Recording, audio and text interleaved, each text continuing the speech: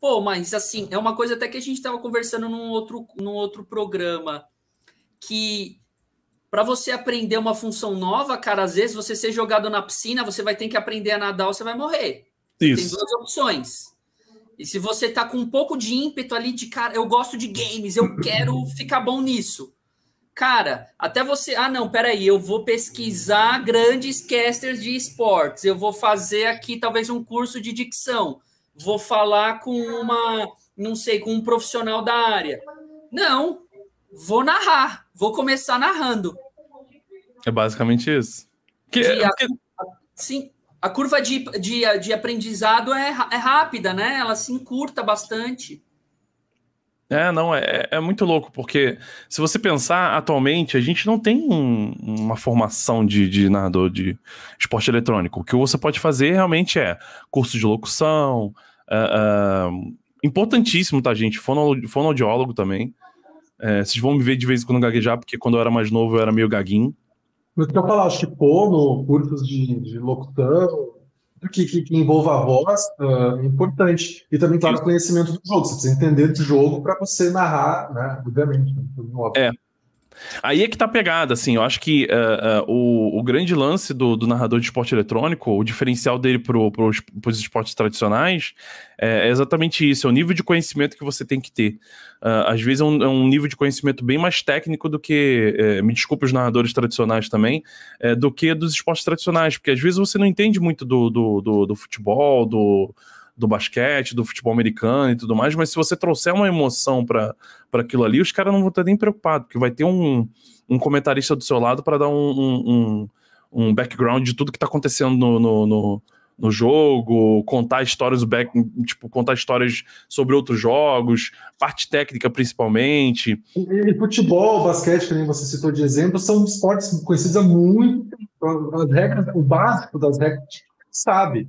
E se tiver alguma coisa diferente ali, alguém vai dar um toque pro narrador, ou né, o próprio comentarista vai falar, ou enfim, alguém vai dar um toque. Então, tipo, acho que nem chega a se comparar. Se compara talvez na empolgação que você falou, mas acho que na parte técnica mesmo, o esporte eletrônico exige muito mais, né?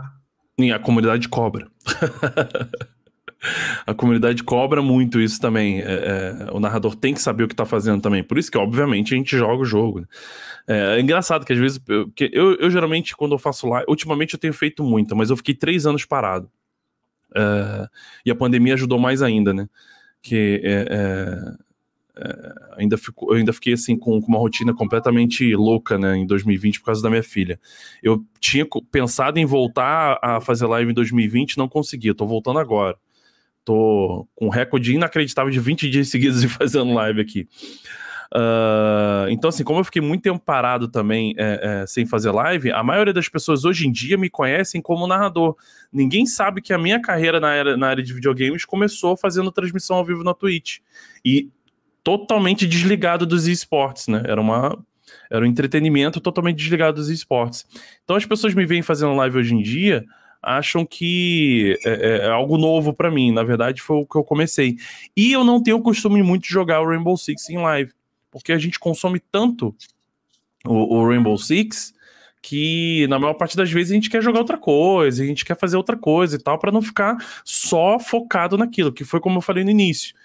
Como eu saí de uma área onde eu estava muito viciado em trabalho, muito workaholic, e aquilo ali estava me consumindo tanto fisicamente quanto psicologicamente, eu aprendi que onde você trabalha, você não traz isso para casa, apesar de eu estar em casa o tempo todo hoje em dia.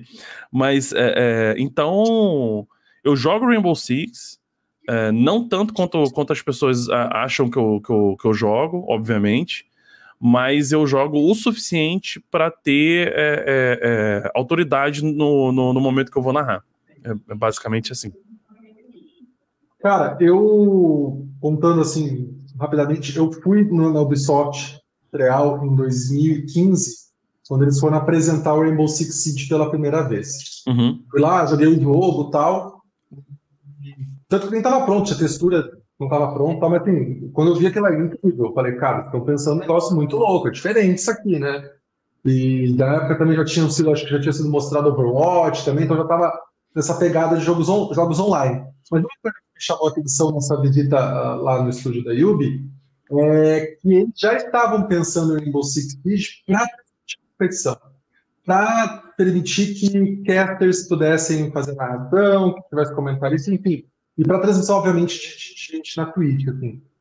Como é que você vê o Rainbow Six nessa parte de poder você fazer essa transmissão, de você poder participar, narrar e acompanhar a competição e já ter um jogo pensado nisso? Porque, por exemplo, você joga Dota. E Dota, quando foi não foi pensado, pelo menos na época, não foi pensado para ser transmitido como competição. Né? O Rainbow Six já foi pensado nisso. Você consegue ver essa diferença? Existe essa diferença para você e isso ajuda o seu trabalho também? Não, ajuda pra caramba. Que essa história é até interessante, né? Dessa chegada do Rainbow Six, porque eu comecei no Counter-Strike em 2014. Logo em seguida eu recebi um convite para narrar Battlefield 4, que tava, tipo, a Electronic Arts estava com um investimento em cima do competitivo do Battlefield 4, e tinha um cenário enorme, assim, de comunidade, né? O que a gente fez no Brasil, cara, tinha... Ó, eu cheguei a botar 16 mil pessoas em 2014, 2015, assistindo a minha live de um campeonato de Battlefield 4.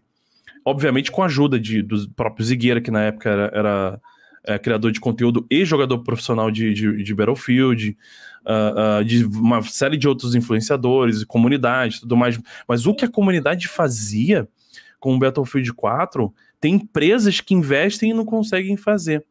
Então, era mais um jogo que não era feito para o competitivo, mas a gente meio que forçou o competitivo nele. E em 2015, como você comentou, tem até uma história interessante que eu recebi proposta da Ubisoft e da Blizzard. Nessa época, em 2015, eu vim para São Paulo, eu ainda não morava aqui, eu morava em Recife.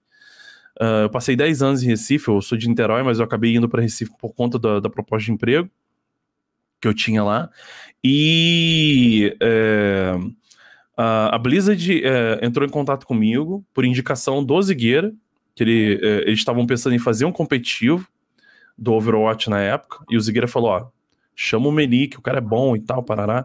E aí o Daniel Cauano veio conversar comigo, me mostrar a proposta.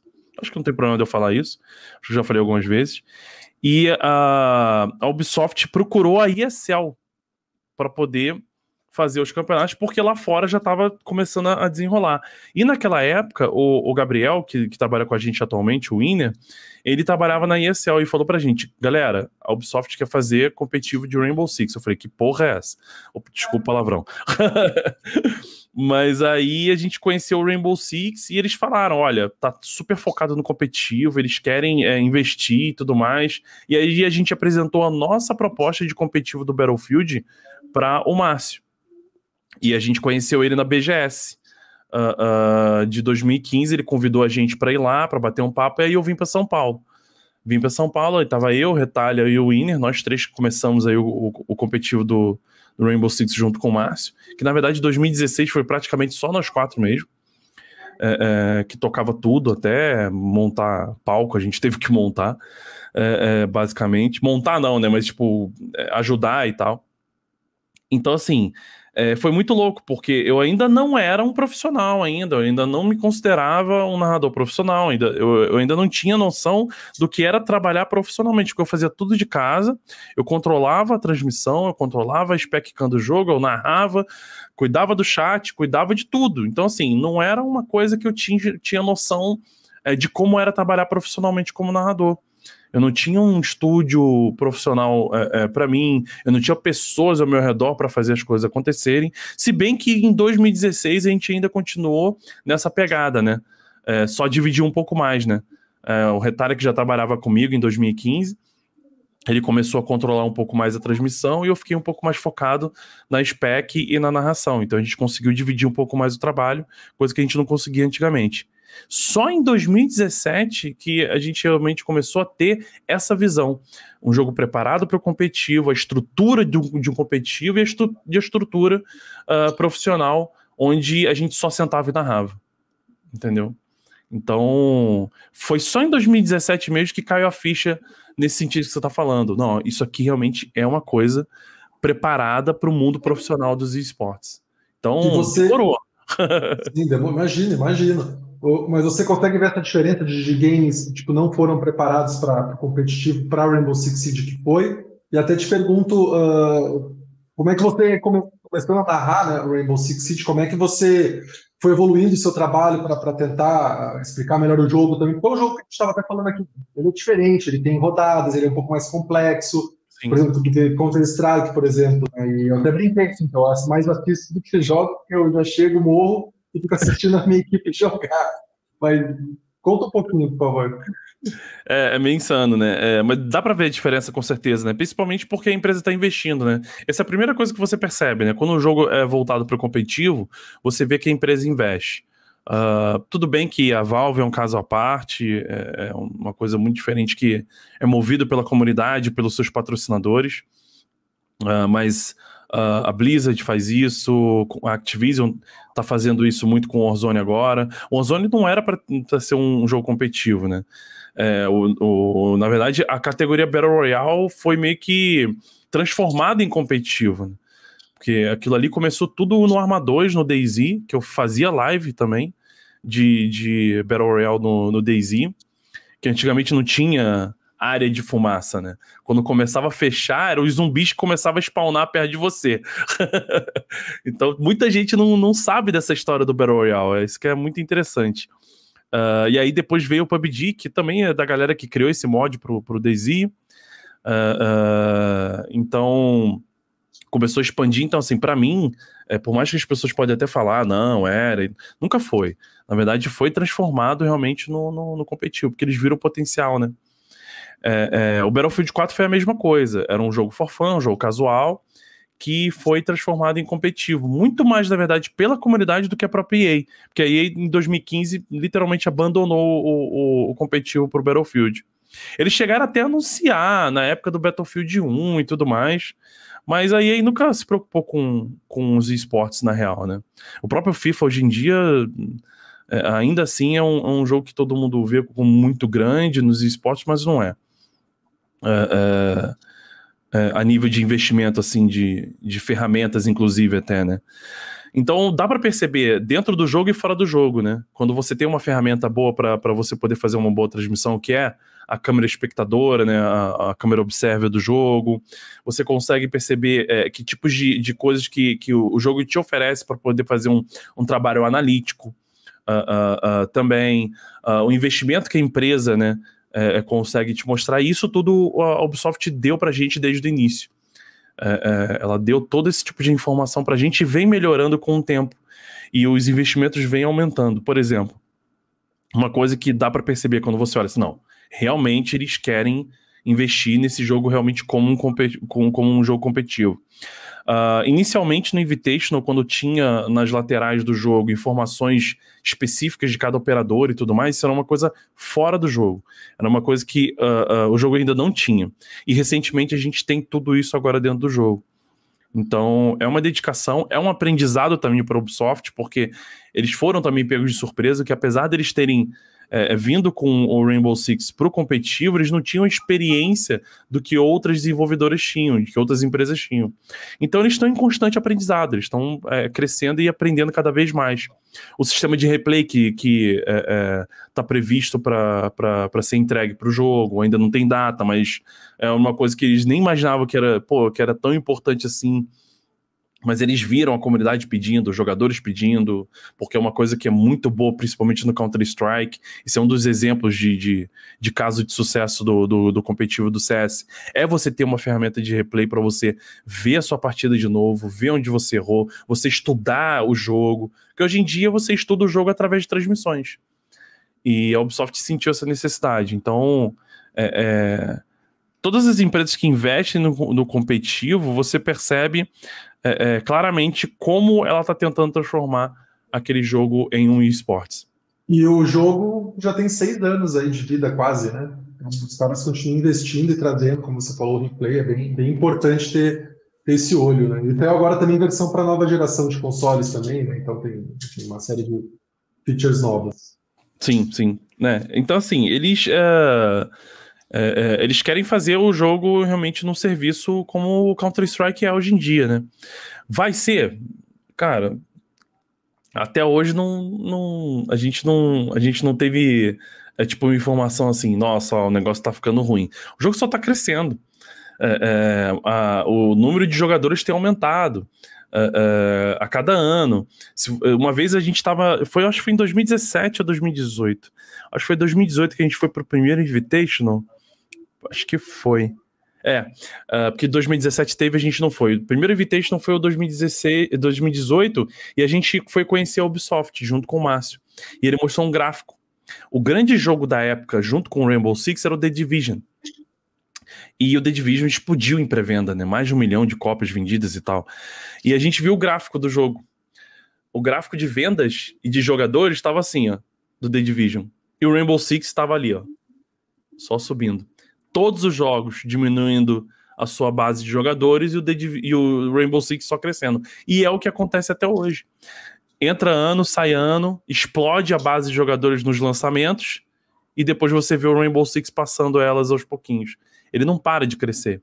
Então, eu acredito sim que a Ubisoft tem a intenção de transformar ele num vamos dizer assim, um serviço vitalício ali para os jogadores e para a própria Ubisoft. Porque, pô, vamos também falar aqui em dinheiro, né? Se tá dando dinheiro, por que vai parar, né? Com certeza, e manter a base engajada, né? Aí eu acho que a grande estratégia do esportes, né? O esportes, ele consegue colar na comunidade para trazer esse oxigênio, né? Porque o esporte cria heróis, cria histórias, cria personagens, cria conteúdo ao vivo. Então, acho que a estratégia do esportes ali para o marketing do game como um todo tá nesse sucesso, né? Tá exatamente nisso. Sem dúvida nenhuma. Só complementando, uma coisa importante para os esportes também é você ter um ídolo para o jogo, né? Se você tem um esporte, se você não tem um ídolo, então acontece isso com o Fallen no CSGO, aconteceu isso muito com o Zigueira no Rainbow Six Siege, e por aí vai, né? Vários jogos têm os seus, o BRTT no League of Legends, então você tem as pessoas que movimentam também, né? As pessoas que fazem com que a comunidade queira ir para os esportes por causa dessas pessoas. Um dia eu quero ser o Fallen no CSGO, entendeu? Exato. É isso aí. Acontece no futebol, né? Vamos pegar a geração Neymar ali. Neymar e Ganso. Os caras fizeram ali deram o que veio de venda de camiseta, novos torcedores, vai crescendo bastante, né?